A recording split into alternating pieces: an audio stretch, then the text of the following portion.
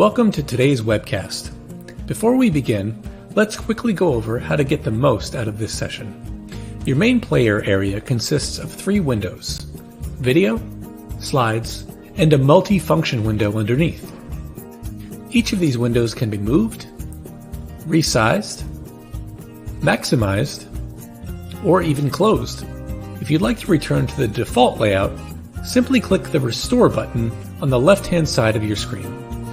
The multi-function window is where you'll find some helpful tabs like Questions and Answers, an area to download any available materials, and speaker bios. KPMG has been approved by NASBA to deliver CPE-worthy training. Today's CPE will be tracking your participation through attendee checkpoints, which will look like this. In addition to attending the entire session, you must confirm your participation by clicking Confirm each time this message pops up. Your participation will be tracked, and failure to actively participate will result in denial of CPE credits. If you have any technical issues during the webcast, please submit a question through the Questions and Answers panel, and our producers will respond to you directly. Please submit all content questions through the Questions and Answers panel as well. Thank you, and enjoy the webcast. Welcome everyone to the second session of our KPMG 2023 Global Life Sciences Conference. My name is Anna-Marie Detert, and I'm a partner in our healthcare and life sciences strategy practice based here in London. We also have Guillaume Favier with us, who will introduce himself and walk us through a few logistics for the event. Thanks, Anna-Marie. Hi, everyone. My name is Guillaume Favier, and I'm a partner within our healthcare life sciences strategy practice, also based in London. For our guests who are joining us to gain CPE credits, please do remain logged in for the duration of today's program and reference the instructions for more details about securing those credits. Also, please do not hesitate to use the Q&A panel on your screen to submit any questions that you may have. You may also reach out to our technical staff in case of meeting any issues. It's my pleasure to now introduce to you Jean-Christophe Tellier, CEO at UCB, and KPMG's Global Strategy and Deal Advisory Leader of Healthcare and Life Sciences, Kristin Pothier. Kristin and JC will be talking about connectivity, trust, and collaboration, a new way forward for partnerships. Welcome, everybody. My name is Kristin Pothier. I'm the leader of Deal Advisory and Strategy for Healthcare and Life Sciences for KPMG. And I'm delighted to be here today with the CEO talking about trust and collaboration. Both of us work in the life sciences space. This is something that we deal with every day, both from an external partnership and deal advisory point of view, and from an internal trust and collaborative point of view, as we combine our teams together to bring forward the best products and services for the life sciences industry. So without further ado, I'm going to turn it over and start by asking the major question: how do we think about trust and collaboration, JC, in this space today in life sciences? What's important? Well, good morning, Kristin. Thank you very much for having me. It's an honor and a pleasure to share a few thoughts about this very important element. And, you know, sometimes we are always talking and dedicating a lot of time to try to resolve very complicated technical issues, and science and human biology particularly is very complicated to try to go deeper into understanding that. And we don't spend a lot of time to try to better understand how we can better work together in order to address these type of challenges. You know, these notions of partnerships and trust in the collaboration, I think it starts with the ability to work together. And working together, which is the nature of a collaboration, as you rightly said, it's of course obvious when you are in the innovations biopharma industry. You have to collaborate externally. You cannot do science and understanding of the human biology all by yourself. Even the leaders in certain therapeutic areas cannot understand by themselves all of the human biology. So these notions of collaborations have been there in our industry for a while.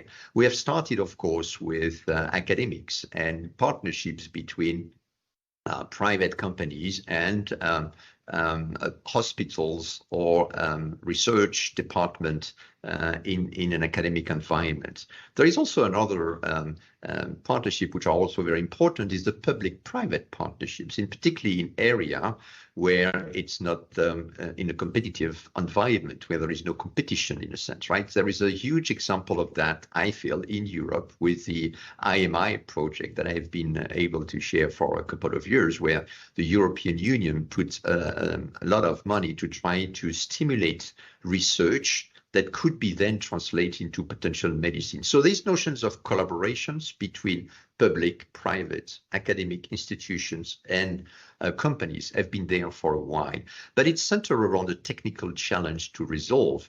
It is based on complementary of elements that we need to add together in order to find potential solution, right? So it's still basically based on the technical element. I think that we need to move also to a different component of that, which is a real ability to better understand how, when it's not purely technical, we can work better together.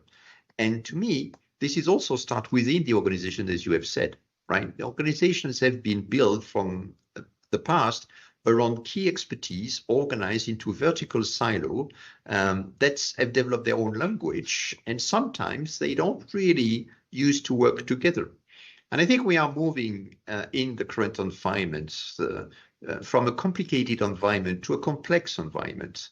And the difference between complicated and complex is that to resolve a complex issue, you need to explore, you need to engage with others, you need to work together. Complicated, you can have a recipe, you can have expert that can solve the problem. It's not the case when you are talking about complexity. And in this current environment, we are reaching an element of complexity which requires people to work together from different expertise, language, background, experience. And in order to do that, you need to create experiences where people can really engage together. I love your point on creating experiences, because I think that in this complex ecosystem where there's so many different players, you almost need those quick wins where you can point to, this worked really well here, this worked really well here. Tell us a little bit about internally how you were able to do that with one of your teams to create a better partnership from the outside world. Well, it's a journey first, right? And I don't feel that we are really reaching a point where we can say we got it, right? Because it's a human experience, and as all human experiences need to take time to learn and to really create this experience where people can work together. So one thing that is important is first developing a notion of self-awareness. And understanding potential bias, understanding blind spots, understanding that what we need to create are experiences which will not based on what I name a first level of dialogue. So what is a first level of dialogue? First level of dialogue, it's very simple. It's when an expert tries to explain to someone else something that the person doesn't understand.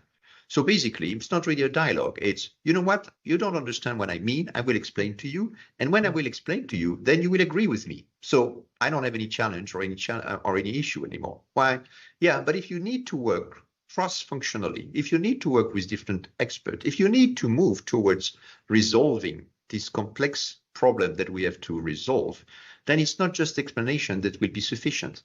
And that's the reason why understanding what we don't know, being aware of what we don't know, being aware that someone else, maybe with a different expertise, maybe with a very unconventional approach, can help me in doing my job having a better outcome.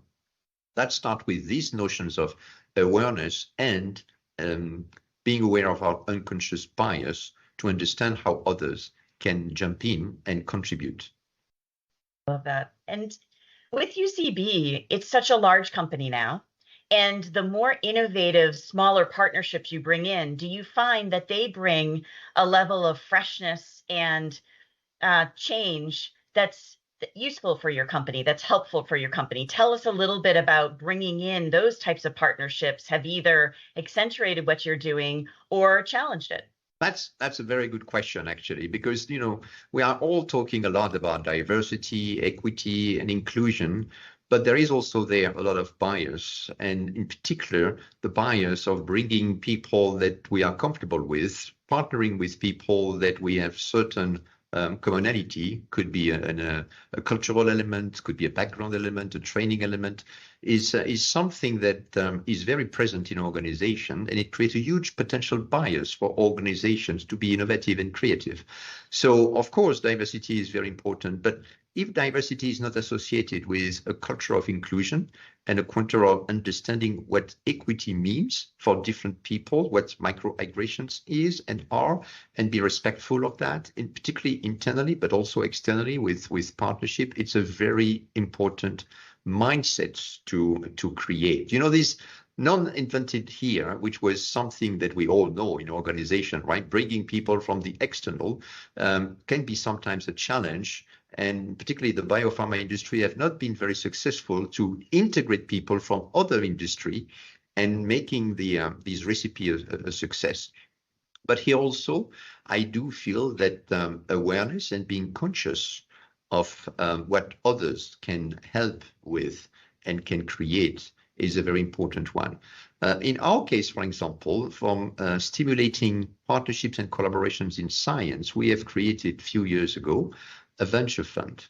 And a lot of people, when I was asking advice externally, told me, well, you will see it's very difficult to ask your people from the venture funds to be connected with your scientists, because basically it's two parallel streams. And actually, for us, it has been the opposite. It has been a wonderful expertise and experience where people have to do due diligence, to explore new way of understand human biology and pathways on areas where we are interested in. We have always been very collaborative internally and externally, and that have created a lot of opening and a lot of experience that have created trust and collaborations within the company and also outside the company. In our field in life sciences, the language of science and math always tends to bind people together, no matter what we're talking about. So it's always a relief as I work through this world, and I'm sure as you do too. Let's talk a little bit about what sometimes doesn't work. So at KPMG, we spend a lot of time doing what we call reintegrations, which is an acquisition that comes in or a partnership that comes in and the teams just aren't melding. The ROI just isn't there. We go in and really, help the teams get together and talk through. Talk a little bit about how that might have happened in your company or might have happened with a certain partnership and what you did to turn it around. Well, when you are thinking about partnership, the point that I feel we need to be clear about is what these partnerships will bring to the company and what is the outcome, the purpose, the reasons, the why we are doing that. And there are many different types of partnership. For us, we have basically three main reasons to engage with partners when we are looking about our assets. The first one is the first reasons to think about a partner is a reason of scale. If this is something where we do not have the scale, we are by ourselves and we need someone to help us to build the scale that is needed. We have a partnership like that, for example, with Amgen, with our product Evenity for fragility fracture. Partnership has been built 20 years ago. And at that time, we needed the expertise of Amgen in an area that was not at the center of our excellence, I would say, and we have built on their expertise and knowledge and science. There is a second reason sometimes, which is sharing the risk. One of our pillars, for example, is neurodegenerations and disease modifications in patients suffering from disease like Parkinson's or Alzheimer. For a company our size, it's a lot of risk to try to put on the market a first mechanism to try to create this disease modification that have not yet been validated. And so in order to share the risk, we are partners with other companies, in one case with Novartis, in the other one with Roche and Genentech. So risk sharing is also something that is important.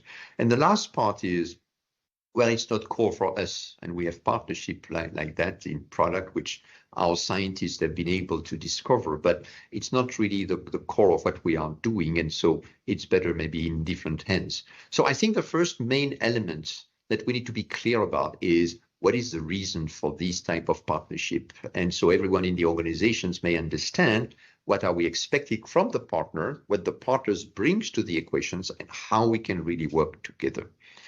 What you mentioned in terms of integration on an acquisition is it's a different area, and very often we are making some acquisitions of smaller companies, and so there is this temptation sometimes to say, look, for the small companies, integrating a bigger company is perceived like a risk. They will lose their culture, their environments, the ability to jump in quickly, to take fast decisions. And when they're integrating a bigger company, there is a little bit of a threat of this company. On the other side, there is sometimes a belief that we are acquiring a small company. What is interesting in the asset maybe, but we want to make sure that the people will be able to integrate our culture. And sometimes we are underestimate the value of having people from the external coming in, challenging ourselves, asking the right question, right? The naive questions. Why are you doing things like that? So for me, integrations of people coming from different teams are always a fantastic opportunity to learn, to develop, and to have a real picture and a real feedback that sometimes we do not have. But clarity on expectations, clarity of what we want, why we have asked people to stay and to integrate the company are very important from the beginning. I think that when we're thinking about partnerships, and many times we're using partnerships to de-risk us in general, because it's a try before you buy, right? It's to say, can I work with this team? Are they bringing the right innovation to the table? How are we working with it? And I loved how you just mentioned the, scale, the risk share, the, not core, so that and it makes a difference, right? If you go in with those clear expectations and you're trying to understand it from the beginning, then it sets those expectations and nobody is hurt or ruffled feathers at the end if it's going awry.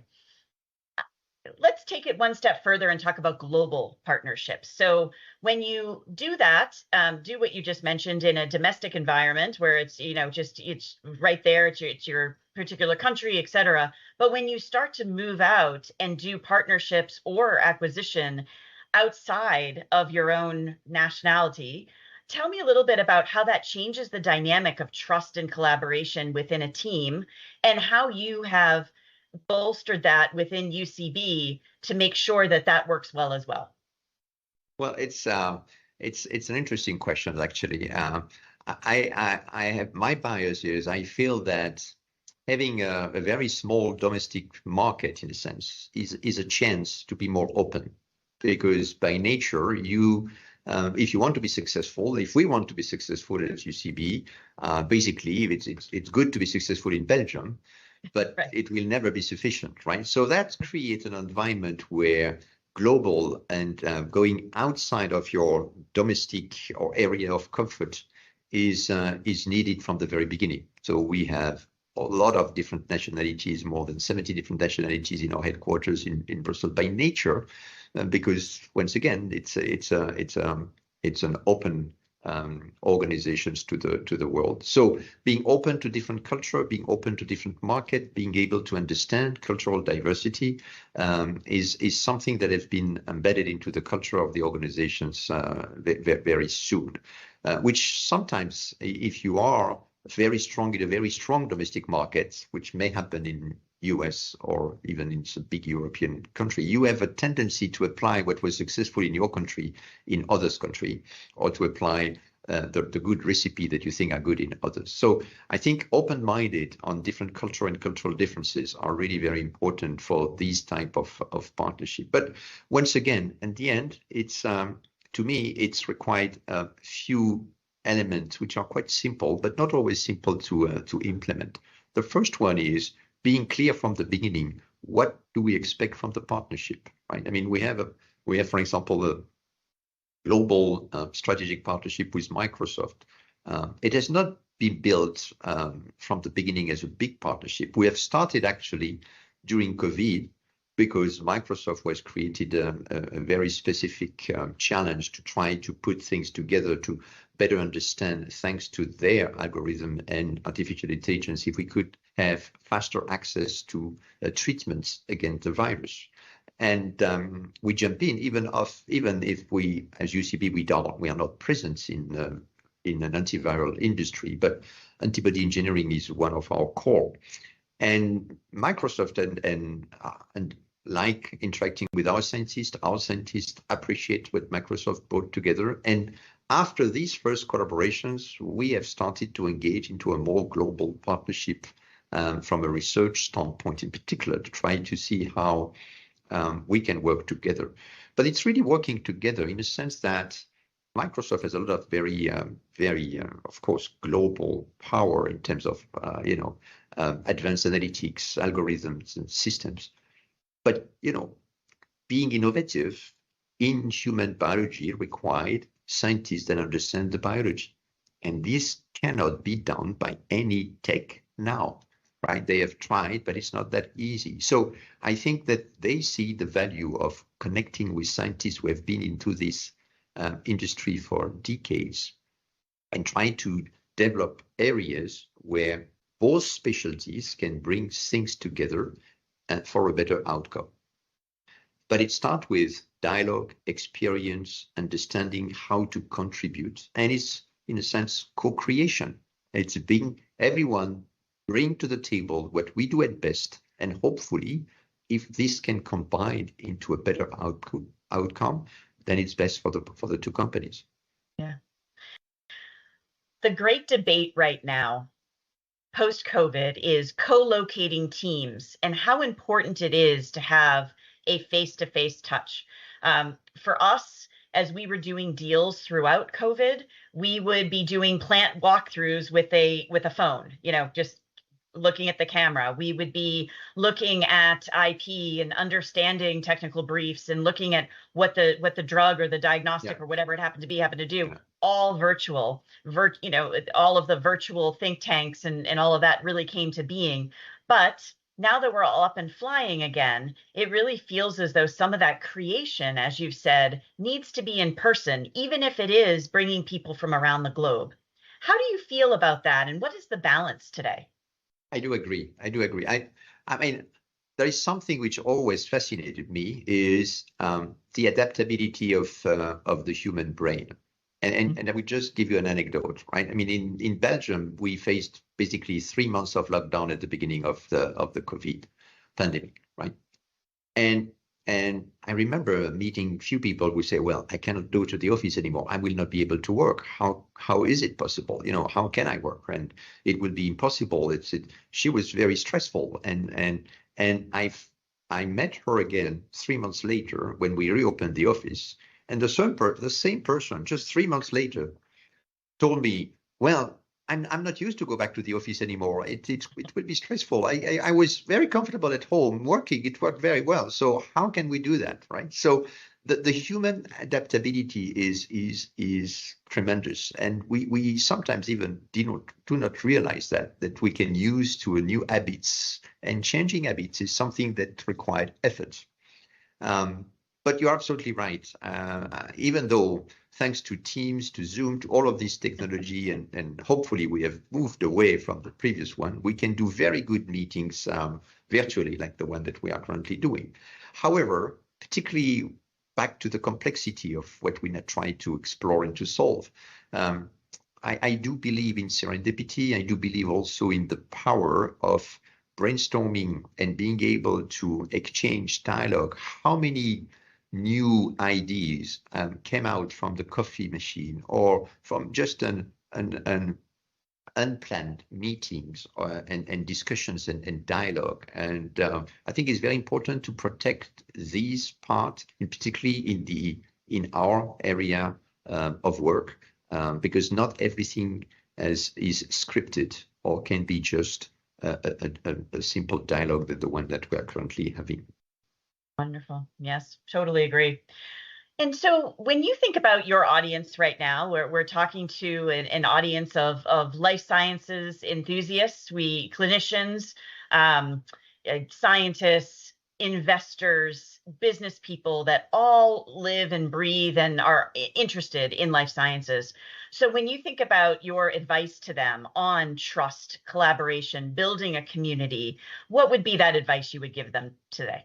It's a very big question, but let me try. Maybe a few thoughts. The first one is, once again, back to the self-awareness.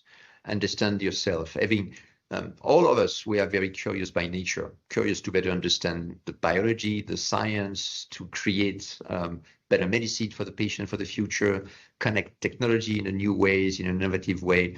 This is wonderful curiosity, and it's great possible outcome thanks to this curiosity. But I will invite all of us to also be curious about ourselves and understand ourselves, understand our bias, take the time to step back, understand the situation, and how to contribute at best into what we want to achieve. So that my first advice will be curiosity for yourself. The second advice will be it's a journey.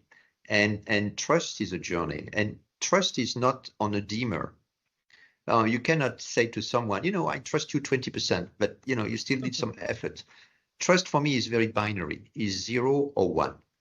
So if you need to achieve and to create an environment where people trust yourself, you need to remember this binary situation. And so being clear on expectations, making sure that we understand the same thing out of the same wording, which is not always the case. Making sure that you create experience where people can realize that they can trust you and you can trust them, because it's based on this experience. Then little by little, you will build an environment which will be trustful and positive. And the quality of the dialogue is a very important element. And the last piece of advice would be to develop a strong ability to listen. I see more and more people who have a lot to say, who feel that they have a lot of truth, but the ability to really listen is not so easy. And a very simple tweak for me when I'm in a meeting is counting the second of silence in the meeting. And if there are no seconds of silence, it means to me that nobody is listening to each other, but just waiting for a spot to talk. And so you cannot let any silence to go, because then maybe you will lose your spot. But if you want to really be a deeper listener, you need to reflect on what people have just said to try to make sure that you have understood the right way and you can contribute. So silence and listening is very important. Counting the seconds of silence. Thank you. It was a fantastic end to this discussion today.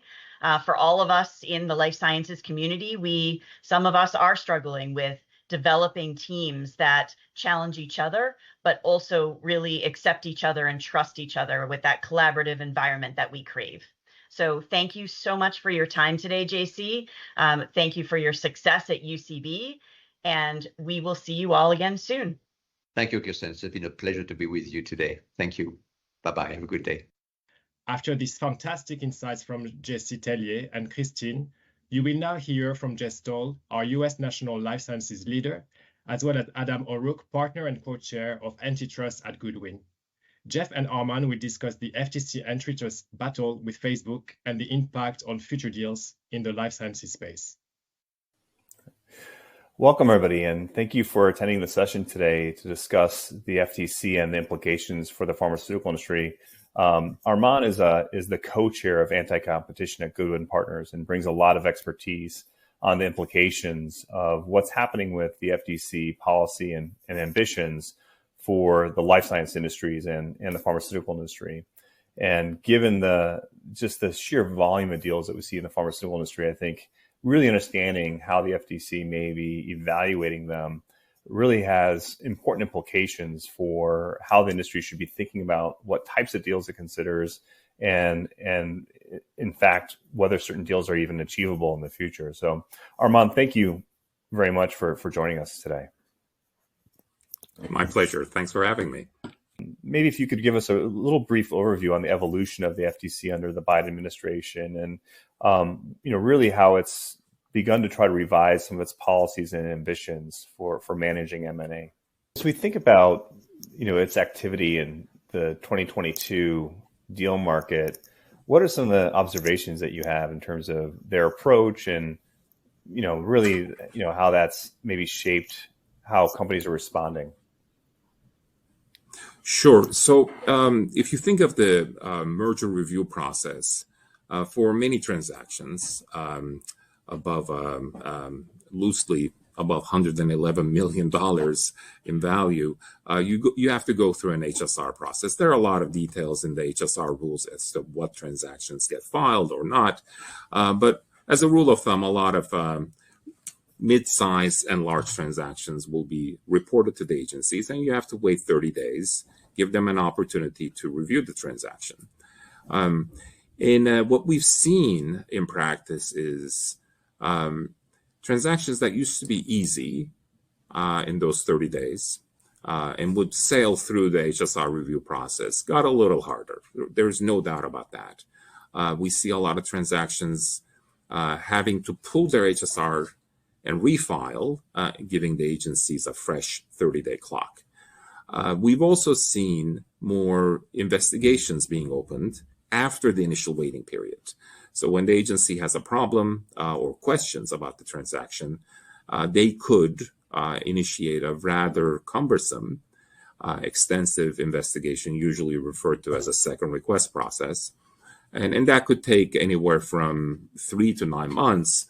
And we're seeing definitely an uptick in that. Probably less of an uptick there than we see in the first 30 days. But we do see a lot more second requests. And in cases where we would not necessarily have expected it or would have expected to resolve the issues in the initial waiting period. When it comes to enforcement actions, I think it's fair to say that the first couple of years, we had not seen a significant uptick, but probably in the last 18 months, there's more of enforcement action. So at the end of a second request process, bringing an action to stop the deal. That's the part I'm talking about. To be perfectly candid, although they brought a bunch of cases, they haven't done particularly well in the courtroom, which highlights, of course, the distinction, which is probably unique in the United States compared to other jurisdictions, the distinction that whereas we do have the agencies investigating and responsible for merger control enforcement, when it comes to actually enforcing the law, they ultimately need to go to a judge. In the case of FTC, they can go to an internal administrative law judge within the FTC, but those judges also are independent from the commission itself. And in the case of the DOJ, they need to go to an Article 3 judge in federal court. And of course, they are constitutionally independent. So what we see is staff and administration pushing for more enforcement, but the law and those who are actually the deciders on how the law will be applied, not necessarily going along with the administration's more pro-enforcement interpretation of the law. So as a result, we've seen a lot of cases that the agencies have lost before a judge. I know that one of the big ones that the FTC lost was Meta and Within, and you and I really had our eyes on where that was going because I think we both saw the implications for that. Really could have been significant for an area like the pharmaceutical industry, where, for example, you could see it being where, the Pfizer Seagen deal, if the FTC had won that, they could say, well, Pfizer, you're so wealthy, why don't you develop your own ADC platform as opposed to acquiring a large one that could eventually, could be competing with your own oncology assets. I think that's a fair potential implication that seemed to be avoided with the outcome of that deal. Would you say that's fair? Look, I think that's a very astute observation on your part. It's obviously that transaction was in the virtual reality space, and on its face, doesn't look like it would be. It would have anything to do with the pharmaceutical industry. But you're absolutely right. The theory that the FTC had was one that let's say creative. It was a creative theory. The theory is Facebook Meta. This is a transaction where they're buying a virtual reality fitness app,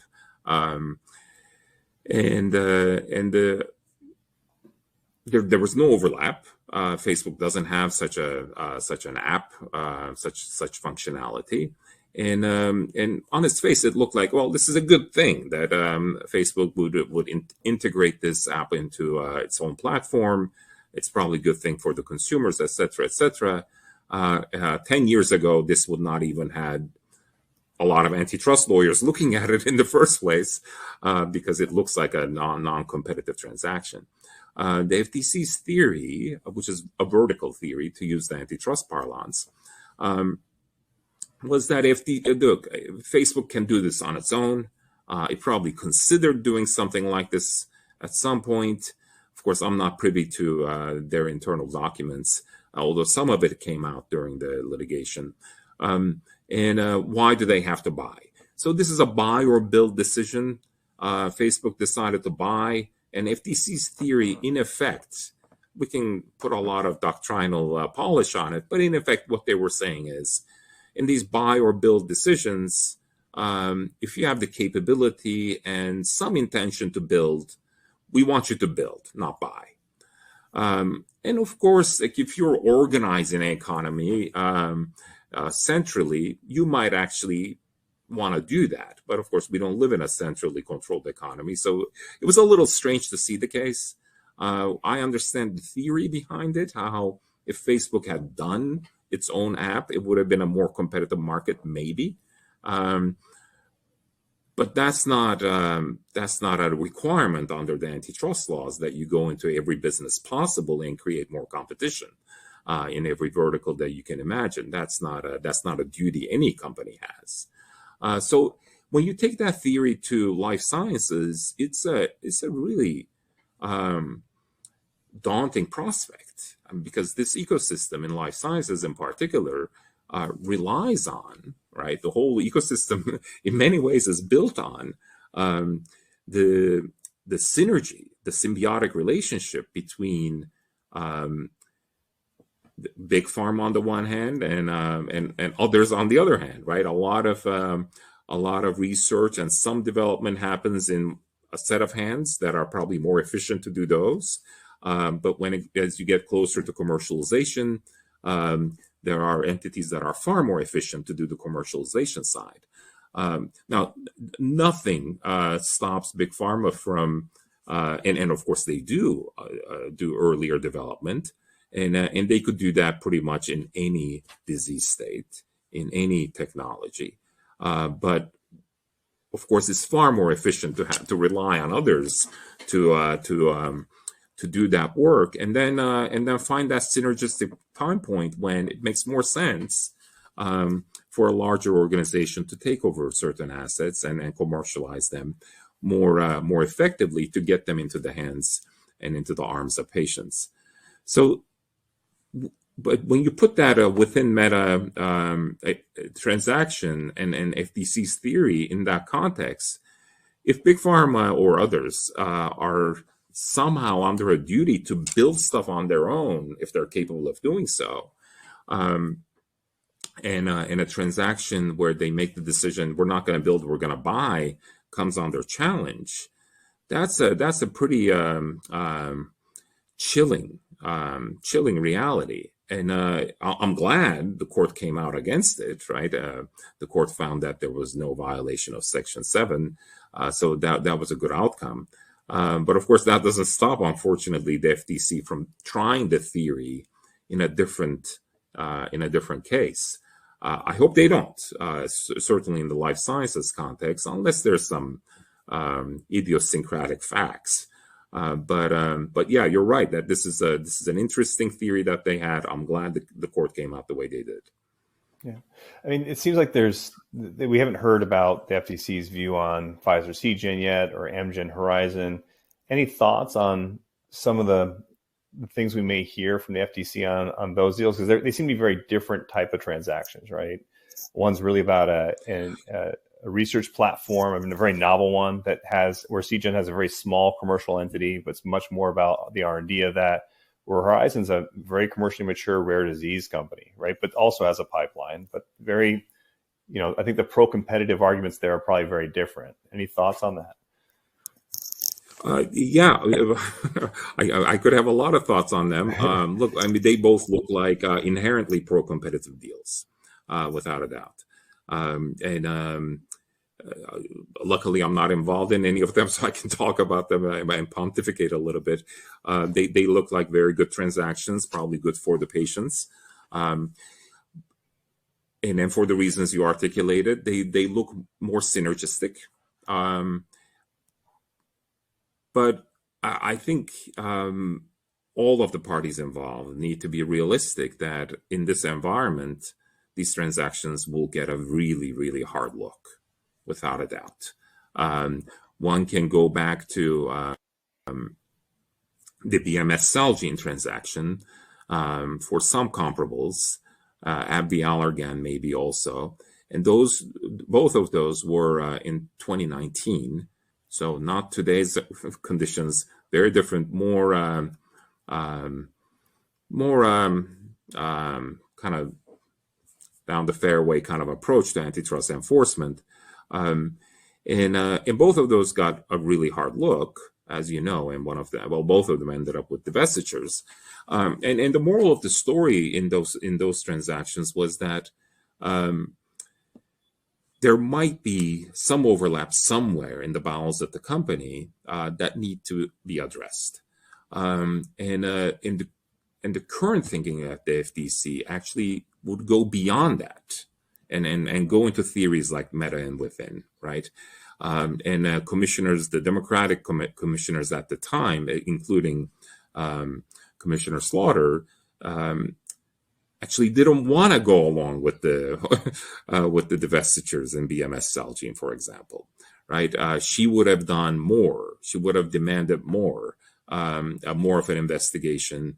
She was not satisfied with the massive divestiture of Otezla, the largest divestiture in history of the FTC, $12 billion divestiture before BMS Celgene could be approved. In her view, the investigation should have done more and probably explore theories like the meta within theory, the build or buy theory, and then look into the pipeline of the two companies in more detail. Now, whether that's happening right now as we speak, and whether the FTC is doing that kind of investigation, I don't know. But I think it's fair to assume, with the complete change within the FTC, and now it's a democratically controlled FTC, I'd be very surprised if they're not exploring some creative theories and see what they find. Whether they'll actually try to do something out of that, who knows? But the investigation, without a doubt, is probably harder than it would have been 5 years ago. Right. For both of those cases, yeah. Yeah, I think this can be really interesting to see where those go. The other one that I think that we're really interested in seeing is the Illumina Grail deal, and where the FTC is going to come out on that. Maybe just to make sure the audience is up to speed on that, can you give a little history there first, and then maybe discuss your view on what could be some implications for the pharmaceutical industry, depending on how the FTC either wins out or loses out there? Yeah, so I mean, Illumina Grail is a long tail now. It's been many years since they announced the transaction, and the FTC started investigating it. For those who don't know the details, some will know the details more than I do, some will not. Grail is a cancer detection test that relies on the Illumina technology. It was spun out of Illumina years ago. Illumina tried to buy it back. Well, it has bought it back now. When they tried to buy it back, FTC decided to challenge it. And at the same time, the transaction was being reviewed in Europe. FTC did not for reasons that we don't need to get into, did not go to a federal court to try to get an injunction against the transaction. Instead, they pursued an internal process within the FTC before an administrative law judge who does not have the authority to block a transaction with a temporary restraining order. So in theory, unless a federal judge, Article 3 judge, blocks the transaction from happening, you can close your transaction even in the face of a challenge by the FTC. And that's precisely what happened. It gets a little complicated because there was a European process that clearly the FTC was relying on as being prohibitive, meaning the FTC probably thought, well, because of the European Commission's investigation, Illumina Grail will not be able to close the transaction. So we don't need an Article 3 judge in federal court to stop the transaction from happening. Well, Illumina had a different view on that, whether the European process was prohibitive or not. So they went ahead and closed the transaction. Fast forward, we now have a commission decision. So the ALJ, the administrative law judge decision was appealed to the commission. So the Federal Trade Commission itself is the decision-making body in that context. And they just issued a couple of weeks ago a decision that finds the transaction unlawful.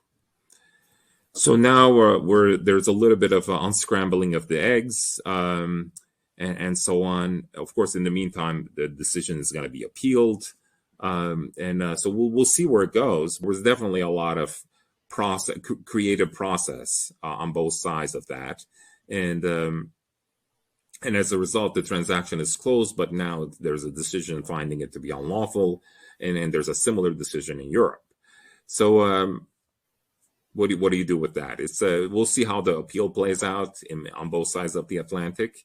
In the meantime, I think the technology is still moving forward, but of course, Illumina has made the point that any injunction now will be bad for patients and the like. So this is the kind of thing that unfortunately, as lawyers, we don't pay a lot of attention to. Ultimately, this is stuff all for the benefit of patients, and all of that needs to come first. But we'll see where it goes.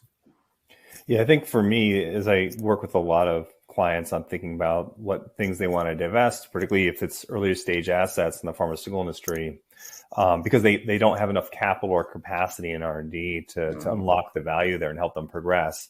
But that doesn't mean they don't want them back at a later stage when it'd be appropriate for particularly the larger clients who'd want to commercialize them.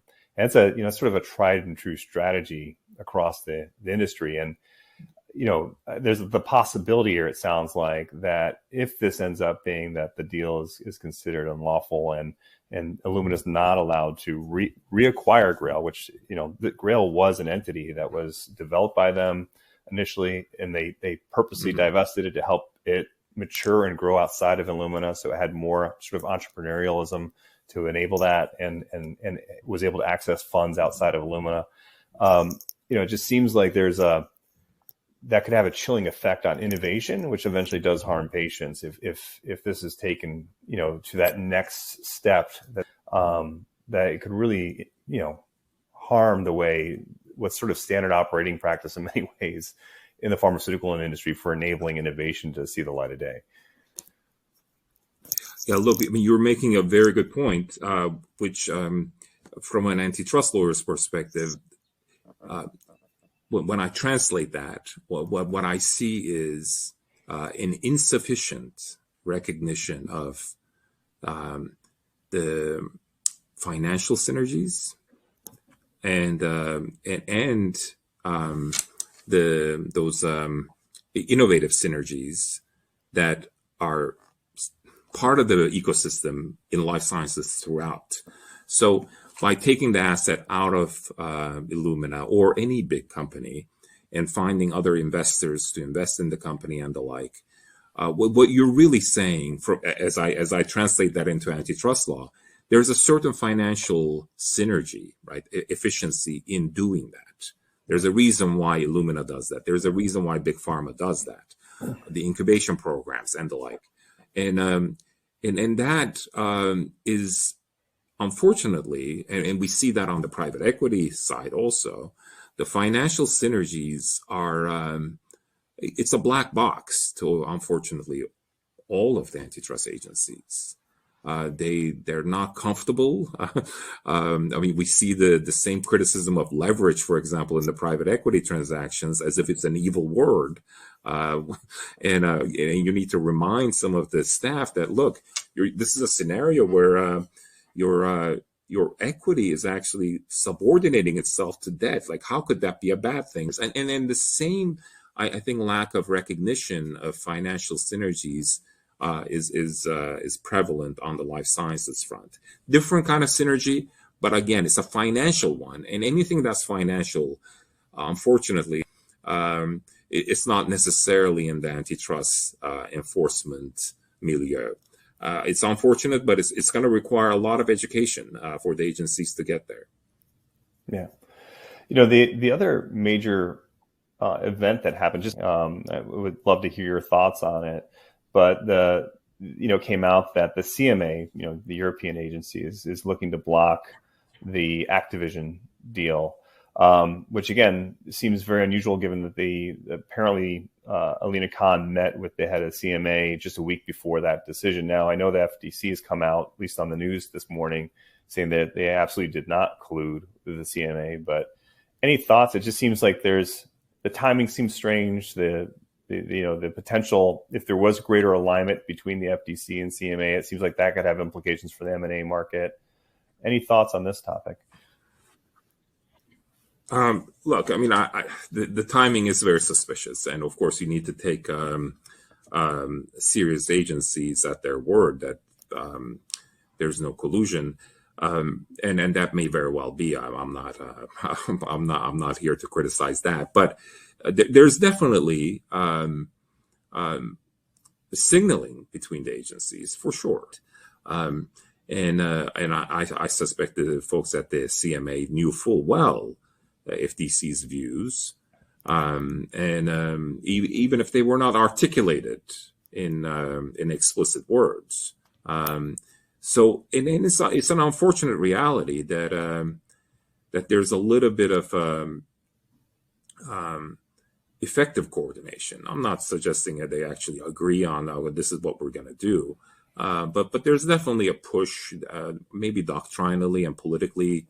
There's an alignment right now, and as a result, it's probably easier to kind of see where the other agency is going, and maybe give them a hand when the occasion calls for it.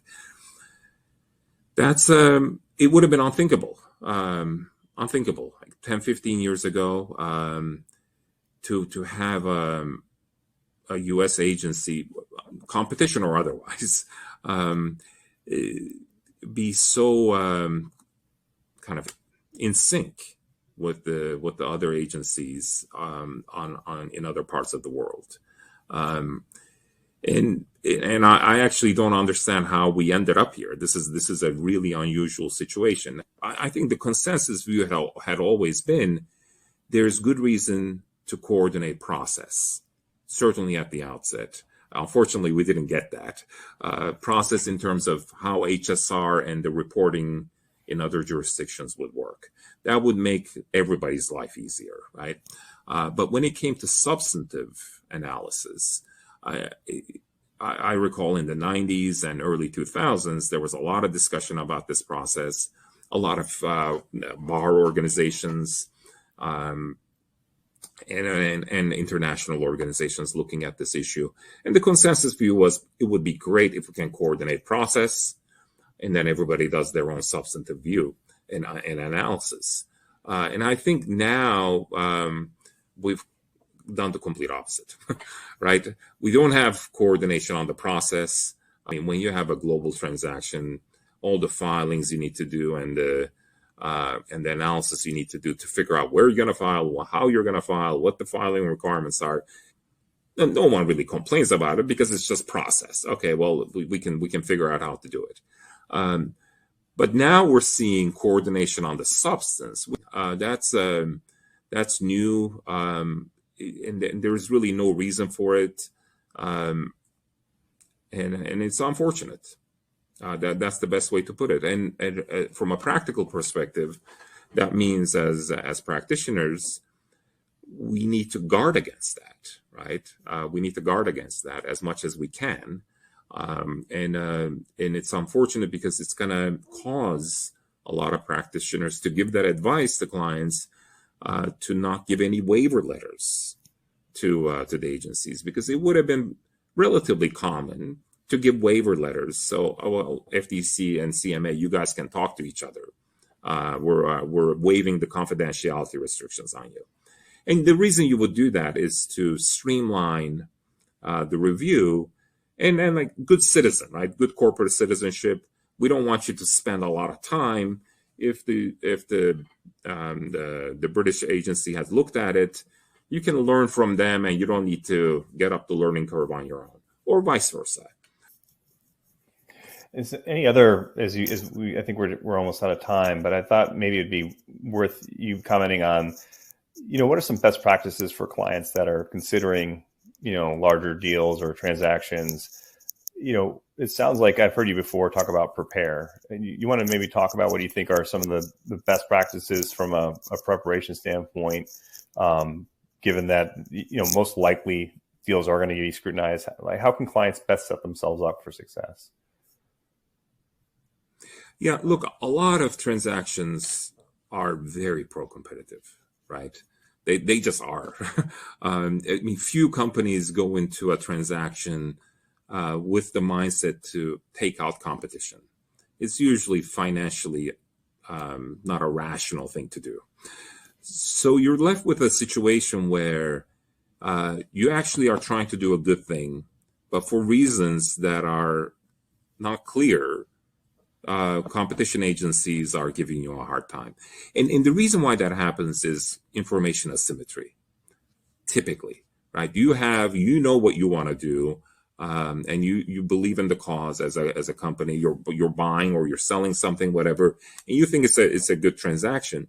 The problem is for an agency that doesn't necessarily know your business that well, and they're coming in and they have very limited time to give an up or down on the transaction. Even when they're trying to do the right thing, if they don't have all the information necessary, they're going to drag it out. They're going to cause an investigation to go on forever, just to figure it out, so they can say they did their job. So preparing and making sure you're ready to give the information that they will need to have that peace of mind, to get comfortable with the facts. And it's not just a matter of, okay, well, we'll just give them some strategic planning documents. It might require a little bit more homework, a little bit more data gathering, a little bit more socialization of the issue. For example, in the life sciences context, getting key opinion leaders to know about why the transaction is happening. Those things go a long way. So being prepared for the hard questions when you go into that first investigation usually pays dividends. Excellent. Well, Arman, thank you so much for your time today. This has been a really interesting discussion for me.